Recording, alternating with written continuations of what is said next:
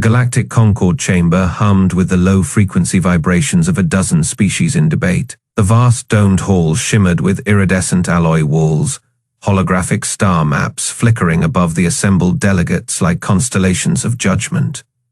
Ambassador Elias Vance adjusted the collar of his formal attire, the only human in a sea of alien dignitaries. His fingers tightened around the data tablet in his hand, the screen blinking with Earth's last transmission.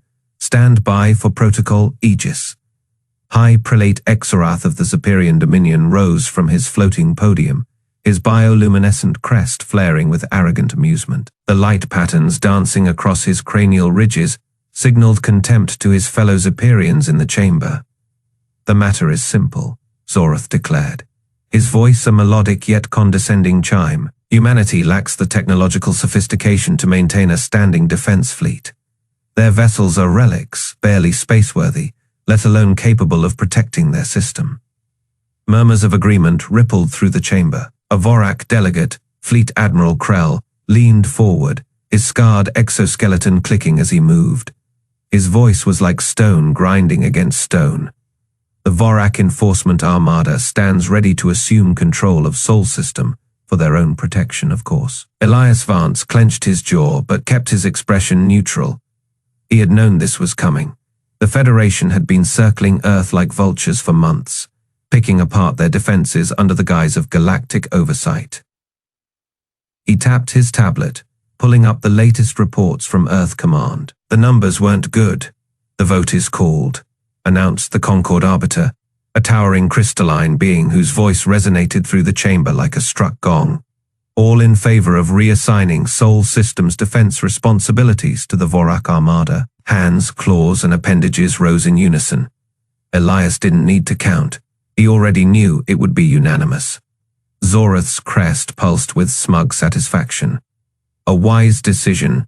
Humanity will thank us once they understand the burden we've lifted from their shoulders. Elias stood slowly, the weight of the moment pressing down on him. The chamber fell silent as all eyes turned to the lone human. With all due respect, High Prelate, he said, his voice steady. Earth has defended itself for centuries without outside intervention. We don't need the Vorac to police our home. Krell let out a derisive snort, mandibles twitching. Your defenses are a joke.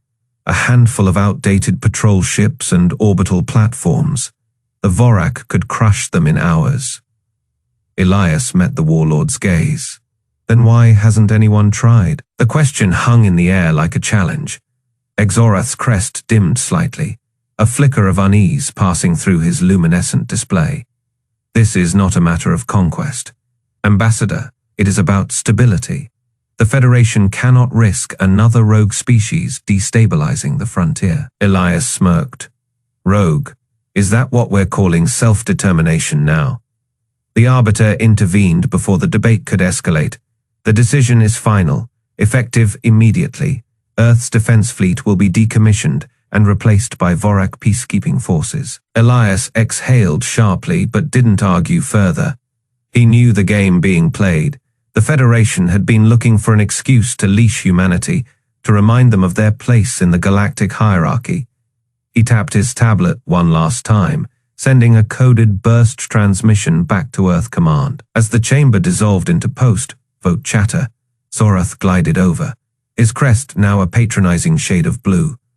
Don't take it personally, Ambassador. This is for the greater good. Elias pocketed his tablet and straightened his jacket. Funny, that is exactly what the last empire that tried to protect us said before we broke their fleet over our knee. Xorath's crest flickered again, this time with irritation. Your history is quaint, but this is the present. The Vorac are not some primitive conquerors. They are the enforcers of galactic law. Elias turned to leave, pausing only to glance back. Then I suggest you brush up on human law, High Prelate. We have a saying. Speak softly and carry a big stick. Xorath tilted his head, unfamiliar with the reference. And what does that mean? Elias smiled. It means you should have paid more attention to what we weren't showing you. Outside the chamber, Elias activated his comlink. The voice on the other end was tense but controlled. "Ambassador, we received your signal. Protocol Aegis is ready." Elias looked up at the holographic star map still hovering above the chamber, Sol system glowing faintly at the edge of Federation space. "Good, let's see how they like our stick." The bridge of the USN Defiance hummed with tension. Captain Lena Okoye's cybernetic eye flickered as it processed the incoming data streams. The Vorac Enforcement Armada had arrived, their ships blotting out the stars like a swarm of locusts. The dreadnought Worldbreaker dominated the view, its plasma lances pulsing with malevolent energy. "Status report," Okoye said, her voice steady despite the knot in her stomach. Lieutenant Chen swallowed hard. 73 capital ships, Captain. Their escorts number in the hundreds. They're forming a blockade around Luna. Okoye's fingers tightened around the armrests of her command chair. Earth's orbital defense platforms, what little remained after the Federation's disarmament order, were powering up, their targeting systems locking onto the Vorac fleet. They were outgunned 100-1, but they weren't running. A harsh, grating voice crackled over the comms. "Human vessels, this is boarding Commander Grax of the Vorac Enforcement Armada. You will stand down and prepare for occupation. Resistance is futile." Okoye's lips curled into a snarl. Grax's image flickered onto the main screen. A hulking, chitinous brute with 4 arms and eyes, like polished obsidian. His mandibles twitched in what passed for a smirk among his kind. "Commander Grax," Okoye said, forcing her voice to remain calm. "This is Captain Lena Okoye of the United Earth Space Navy. You are in violation of Sol System's sovereign space. Withdraw immediately." Grax let out a guttural laugh, the sound like rocks grinding together. "Sovereign space, your Federation gave us permission to be here. Soft skin, your pathetic species couldn't even keep its own warships. What makes you think you can stop us?" Okoye's cybernetic eye zoomed in on the Worldbreaker's underbelly, where clusters of drop pods were priming for launch. They weren't just here to intimidate, they were here to invade. "Captain," Ensign Ruiz whispered urgently. "They're deploying ground forces, drop pods inbound for Earth." Okoye's heart pounded, but her voice didn't waver. "All stations, battle readiness, prepare to engage." Grax's smirk widened. "You're making a mistake. Human, your orbital platforms are relics. Your ships are outdated. Surrender now, and perhaps well be merciful." Okoye leaned forward, her gaze locked onto Grax. "You want mercy? Then turn your ships around, because if you set one foot on Earth, I promise you, none of you are leaving alive." Grax's mandibles twitched again, but this time there was no amusement in his eyes. So be it. The transmission cut out and the Vorac fleet surged forward. "Captain," Chen shouted, "they're firing." The Worldbreaker's plasma lances ignited, spearing toward Earth's orbital platforms. The first shot struck home, melting through armor like butter. Explosions flared in the void as platforms were torn apart. Okoye's hands flew across her console. "Evasive maneuvers, all batteries, return fire." The Defiance lurched as its railguns roared to life, tungsten slugs screaming toward the Vorac escorts. 2 ships erupted in flames, but it was a drop in the ocean. The Vorac fleet advanced relentlessly, their weapons carving through Earth's meager defenses. "Captain, we can't hold them," Ruiz yelled over the din of alarms. Okoye's jaw clenched. She knew the numbers, knew the odds, but she also knew something Grax didn't. "Hold position," she ordered. "Maintain firing solutions, and get me a direct line to Mars Command." The bridge crew exchanged confused glances, but they obeyed. The Defiance shuddered under another barrage, its shields flickering. On the main screen, the Vorac drop pods streaked toward Earth, their trajectories unwavering. Grax's voice returned, dripping with triumph. "Your defiance is amusing, Captain, but it changes nothing. In moments, my warriors will be on your homeworld, and there is nothing you can do to stop it." Okoye allowed herself a small, cold smile. "You're right, Grax. I can't stop you." She turned to the comms officer. "Patch me through to Dr. Kim." A moment later, A wild-haired woman appeared on the screen, her grin manic. "Captain, took you long enough. We've been waiting for your signal." Okoye nodded. "Light them up." Dr. Kim's fingers danced across her console. "With pleasure." Deep within Mercury's barren surface, something stirred. Massive plates of camouflaged armor slid aside, revealing rows of gargantuan barrels. Magnetic coils hummed to life, charging with enough power to crack a continent. Grak's sneer faltered. "What?" Then Mercury fired.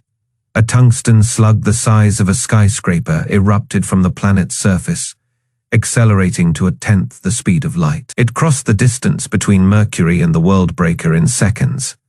The dreadnought's shields flared and then shattered.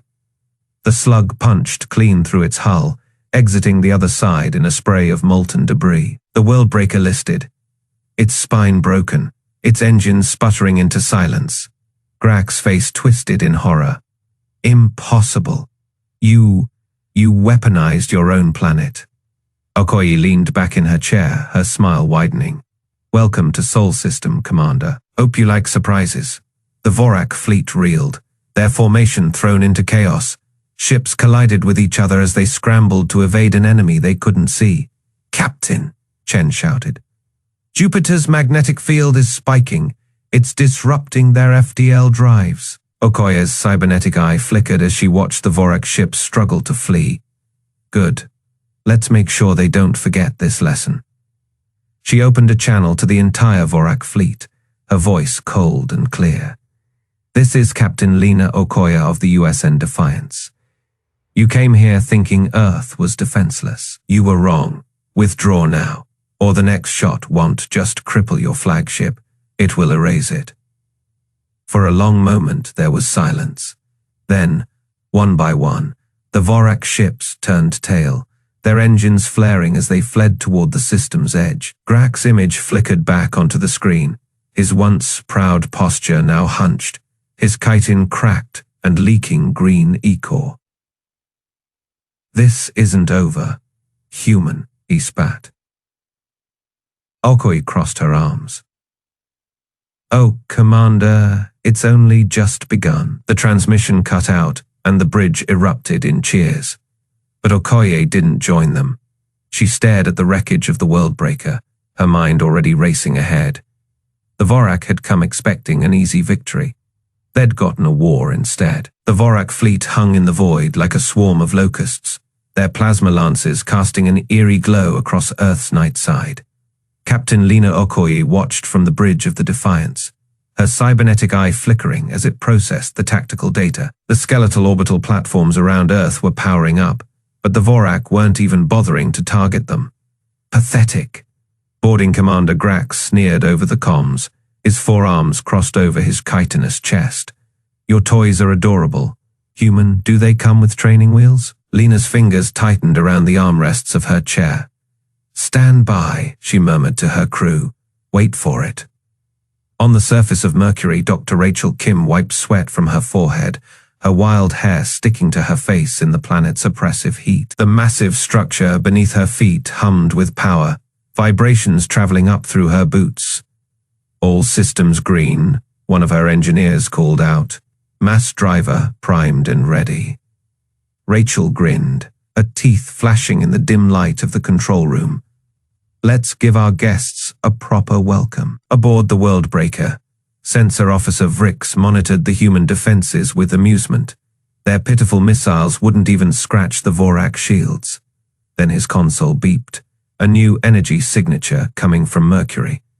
"What is that?" he muttered, claws tapping at the screen. The readings spiked, his mandibles dropped open. "Commander Grax," Vrix shrieked.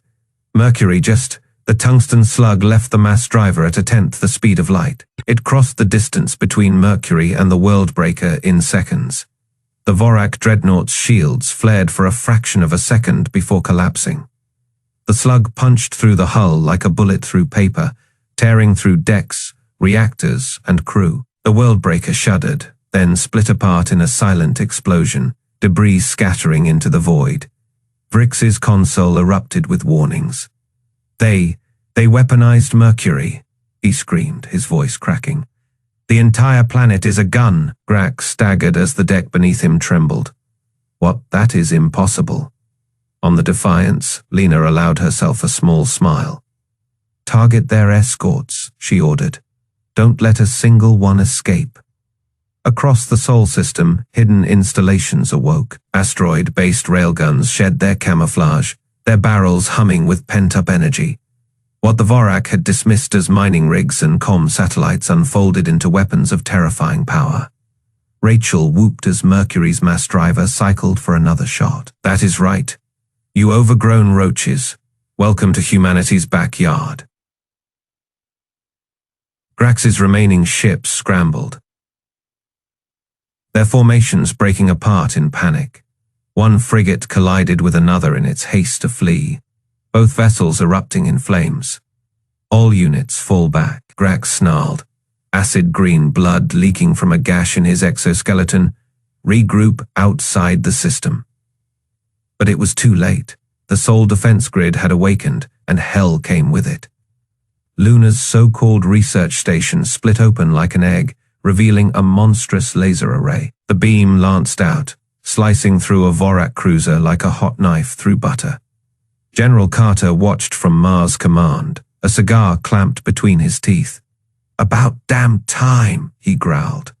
You wanted our fleet, Xorath. Here is our damn fleet. The Vorac ships that weren't destroyed outright fled in disarray, their FTL drives sputtering as Jupiter's magnetic field scrambled their systems.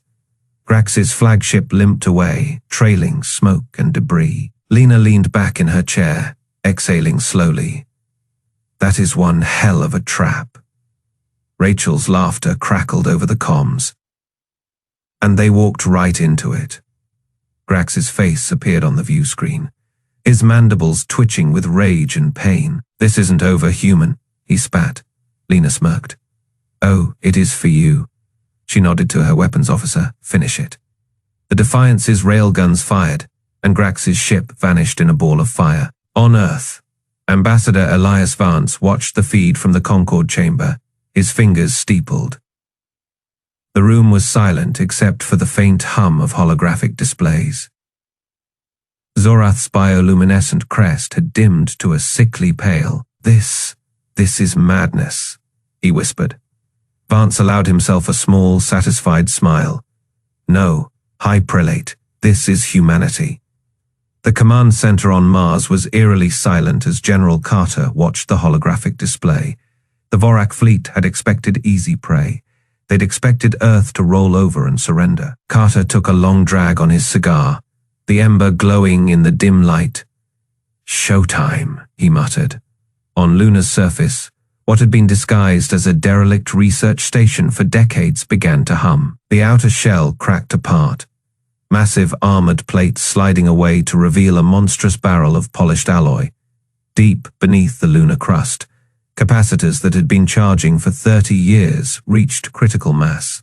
Dr. Rachel Kim's fingers flew across her console in the underground bunker beneath the Gobi Desert.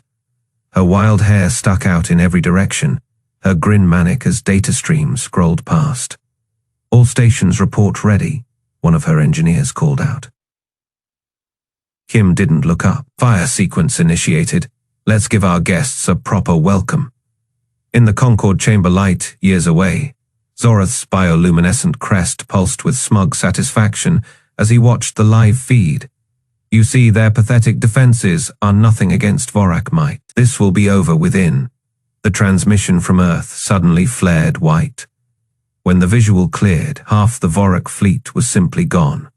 Vaporized, the remaining ships scattered like insects under a lifted rock. What in the name of the void was that? Xorath shrieked, his crest flashing panic.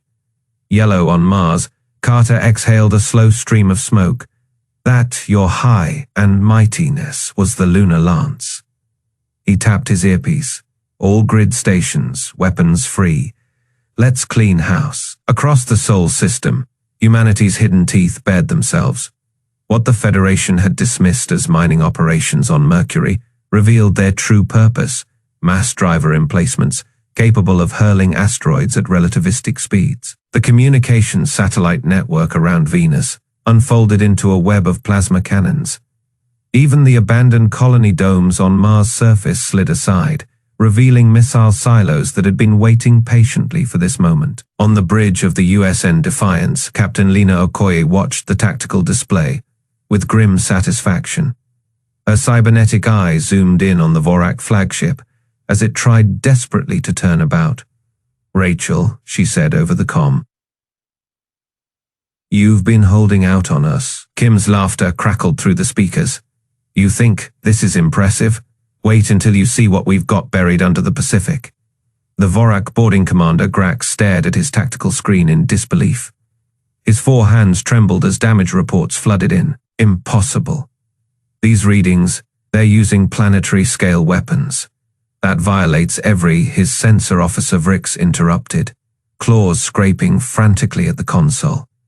"Commander, new energy signatures from the third planet's ocean." Earth's surface shimmered as hundreds of silos rose from the waters. Not missiles, not guns, something far worse. Magnetic containment fields flickered to life around each one, the air itself ionizing with the buildup of impossible energies. In the Martian command center, Carter finally removed his cigar. He pressed a button on his armrest. A single button, red and worn from decades of waiting. Activate Poseidon's spear.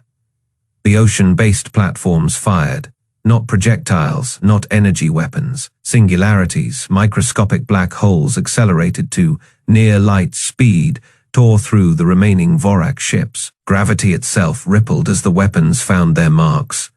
Vorac vessels crumpling like paper in a fist. Xorath collapsed into his seat in the Concorde chamber, his crest now completely dull. The holographic displays showed the unthinkable, the entire Vorac Enforcement Armada being systematically dismantled by a species that wasn't supposed to have warships.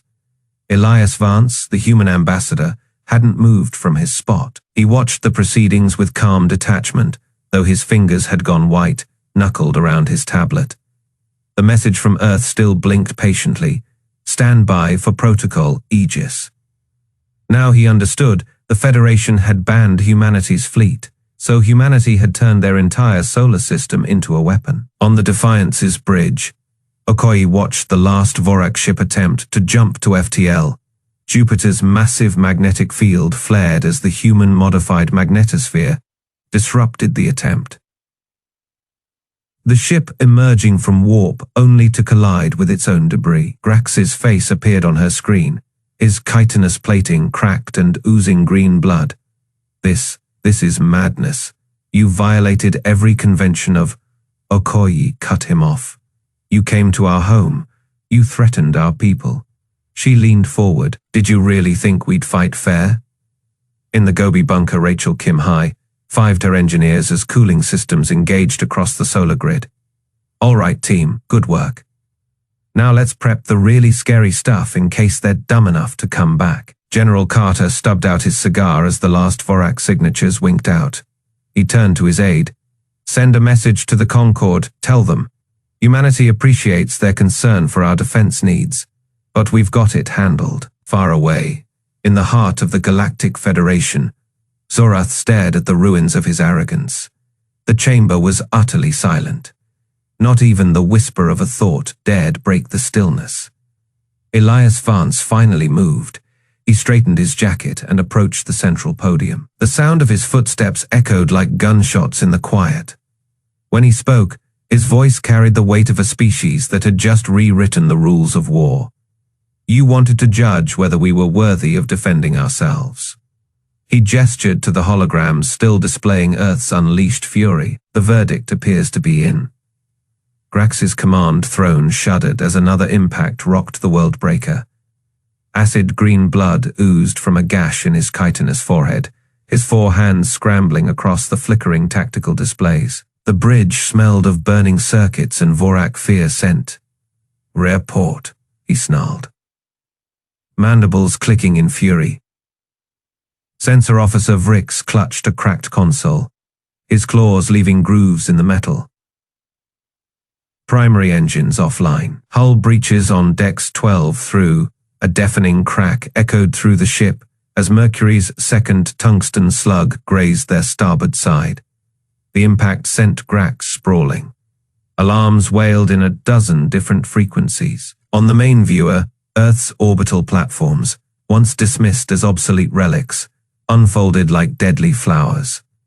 Missile pods the size of city blocks swiveled to lock onto Vorac vessels. Grax's crest flattened against his skull in instinctive dread. All ships fall back to rally point Sigma. He barked into the fleet-wide channel. Static hissed back at him. On the bridge of the USN Defiance, Captain Okoye watched the Vorac Armada unravel. Her cybernetic eye zoomed in on the Worldbreaker's listing silhouette, tracking the plasma leaks from its ruptured engines. "Helm, bring us about," she said, fingers dancing across her armrest controls. "Target their remaining thrusters." The Defiance pivoted with eerie precision, her magnetic railguns humming as they charged. Grax's surviving escorts were scattering now, some colliding in their panic, others vanishing in flashes of failed FTL jumps. Jupiter's massive magnetic field, once just another planetary curiosity, was playing havoc with their drives. "Commander," gasped a junior officer, "the human battleship is—" "I see it," Grax spat. Okoye's face appeared on his cracked view screen. She hadn't even bothered with a formal hail, just hacked his comms like swatting an insect. "Vorac vessel Worldbreaker," she said, her voice calm as deep space. "You are crippled. Surrender your remaining crew, or we'll finish what Mercury started." Grax's claws flexed. Every instinct screamed to fight. But the tactical display showed the truth. 12 of his ships already drifting dead, their hulls punched through by asteroids. Humans had turned into bullets. You deceived us," he rasped. "Hid weapons in plain sight." Okoye's smirk could have cut diamond. "We didn't hide them. You just assumed our mining lasers couldn't core a dreadnought." She leaned closer. "Final chance, Grax. Lower your shields." Outside, the Defiance's railguns glowed white-hot. Grax's mandibles trembled. Vorac didn't surrender. Vorac didn't beg. But as he watched another of his ships vanish in a fireball, this one struck by a disguised defense satellite near Venus, something cold settled in his thorax. He reached for the comm. "All remaining vessels," he growled, the words like poison, "cease hostilities, prepare for boarding." The bridge crew stared at him, their bioluminescent markings pulsing in shock. Okoye nodded. "Smart choice." Her image winked out.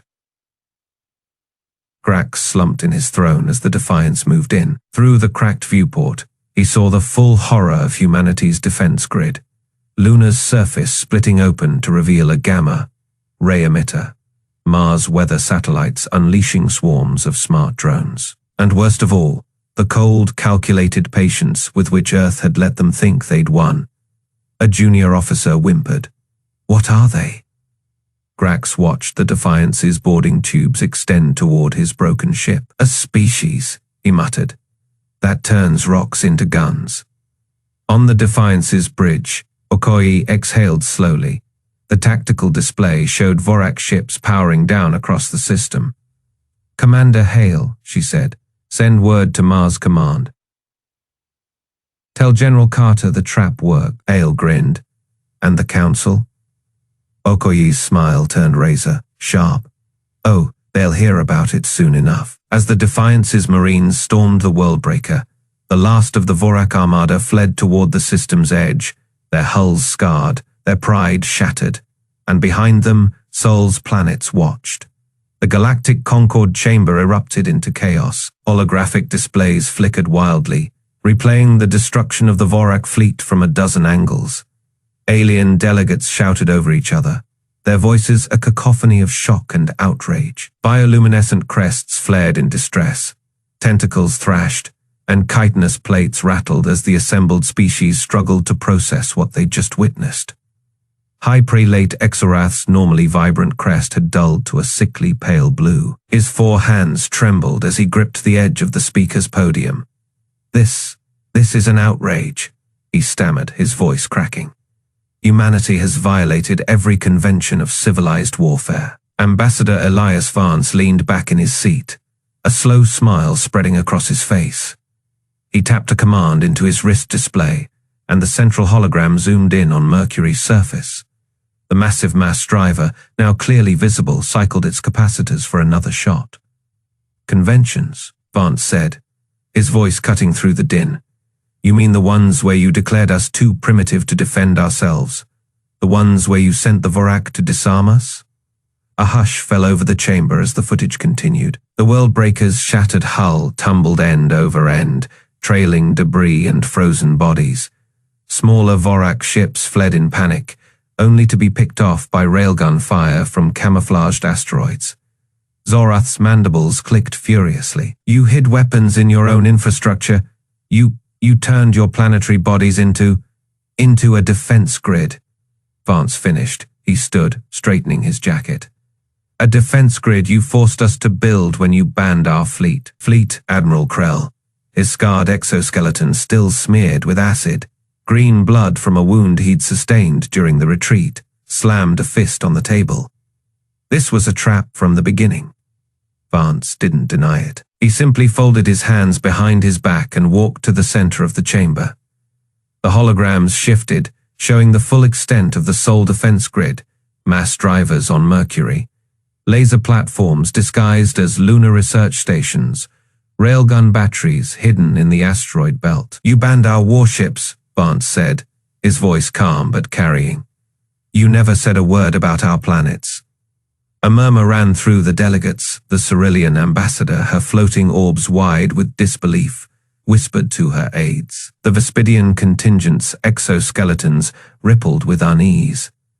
Even the normally stoic Thulians shifted in their seats, their crystalline bodies reflecting the holographic carnage. Xorath's crest flickered weakly. The Federation will not tolerate this treachery. Vance raised an eyebrow. Treachery or ingenuity? He tapped his display again, and a new transmission played, Captain Okoye's voice, crisp and clear. Vorac vessels, this is Captain Lena Okoye of the United Earth Space Navy. You have violated sovereign human space. Power down your engines and prepare to be boarded. The footage showed the Defiance, a lone human cruiser, darting between the crippled Vorac ships. Its point defense lasers picked off escape pods with surgical precision. Krell's grinding voice was quieter now. You let us think you were weak. Vance didn't smile. He didn't gloat. He simply met the Admiral's gaze. We learned that lesson a long time ago. When you're outnumbered, outgunned, and outmatched, you don't fight fair. The chamber fell silent. The holograms froze on the image of Earth, serene and blue, surrounded by the wreckage of the Vorac Armada. Xorath finally found his voice. The Federation will impose sanctions. Vance cut him off. No, you'll sign a new treaty. One that guarantees Sol System's sovereignty. One that bars Federation warships from entering our space, unless invited. Krell let out a low, grating laugh. And if we refuse? Vance didn't blink. Then we'll show you what else we've hidden. The silence stretched. The delegates exchanged glances. The Thulians' crystals dimmed in what might have been respect. Finally, Krell leaned forward. We will consider your terms. Vance nodded. Good. He turned to leave, then paused. Oh, and Xorath. The High Prelate stiffened. Next time, Vance said, read the fine print. The chamber doors hissed shut behind him, leaving the Galactic Federation to stare at the ruins of their arrogance. The Galactic Concord chamber buzzed with panicked energy, its usual orderly debates shattered. Ambassador Elias Vance stood at the human delegation's solitary podium, his fingers tapping a slow rhythm against its surface. High Prelate Xorath's bioluminescent crest flickered erratically, his four eyes darting between the holographic displays, replaying the Vorac Armada's destruction. Unsanctioned weapons. Xorath's voice cracked across the chamber. You disguised military installations as civilian infrastructure. This violates a dozen accords. Vance waited for the murmurs to die. He adjusted his cufflinks, the only movement in his otherwise still posture. Article 7 of the Federation Charter, he said, voice calm. Member states retain sovereignty over defensive systems within their home systems. A smirk tugged at his lips. You banned our fleet, not our planets. Fleet Admiral Krell's exoskeleton plates ground together as he shifted in his seat. Acid green fluid still seeped from a crack in his carapace, where Head slammed his fist into a console during the retreat.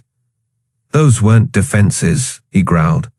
That was a system-wide death trap. On the main display, Luna's surface split open again in replay, the massive aperture of its hidden laser gleaming. Dr. Rachel Kim's face appeared in a secondary feed, her wild curls escaping from a haphazard bun as she grinned at the camera. Activation sequence complete, all systems nominal.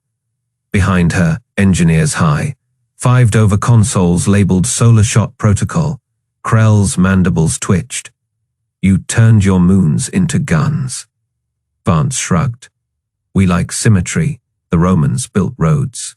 We build planet killers. He tapped his tablet, and new data streamed across the chamber screens. Earth's revised defense proposal. The Sol system is now a designated military exclusion zone. Federation vessels may enter only by invitation. Xorath's crest darkened to an angry violet. You can't. Already ratified, Vance interrupted. He nodded toward the Ilthari delegation, whose translucent skin pulsed with amusement. By unanimous vote of the remaining Security Council members. A hush fell. The Ilthari ambassador rippled a shade of approval. The Zeperian bloc's vote was forfeit when their Vorac allies attacked without declaration. Human law permits self-defense. Krell's claws dug into the armrests of his seat. Ed lost 3 dreadnoughts, 7 cruisers, and, most painfully, his reputation. The Vorac hadn't retreated from a battle in centuries. Now, their shattered fleet limped home, trailed by the mocking sensor ghosts of human stealth satellites. On Mars, General Carter exhaled a cloud of cigar smoke at the live feed. Told you they'd fold.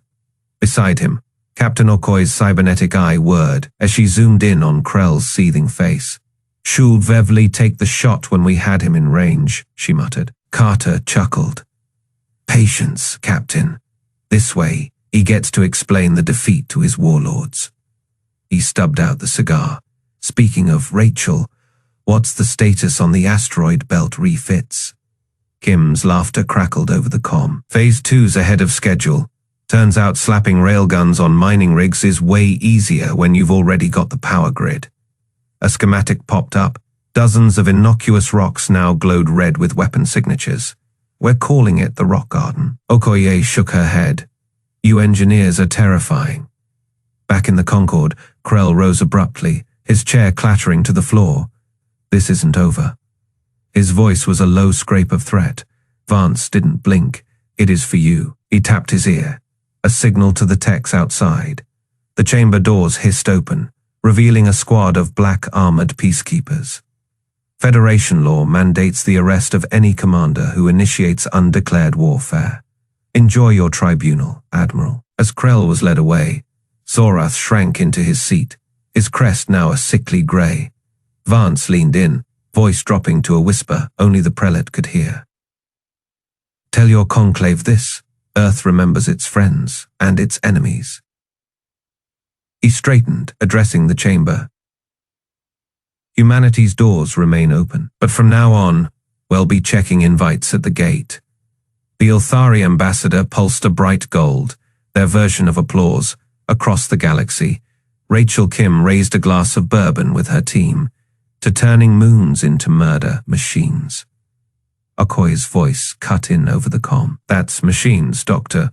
Same difference. On the Defiance's bridge, Okoye watched the last Vorac ships vanish into FTL. Her tactical display still showed the Sol Grid's dormant weapons, a constellation of hidden teeth. She allowed herself a small smile. Let's see them call us defenseless now. In the ruins of the Worldbreaker, Commander Grax groaned as medics sealed his wounds.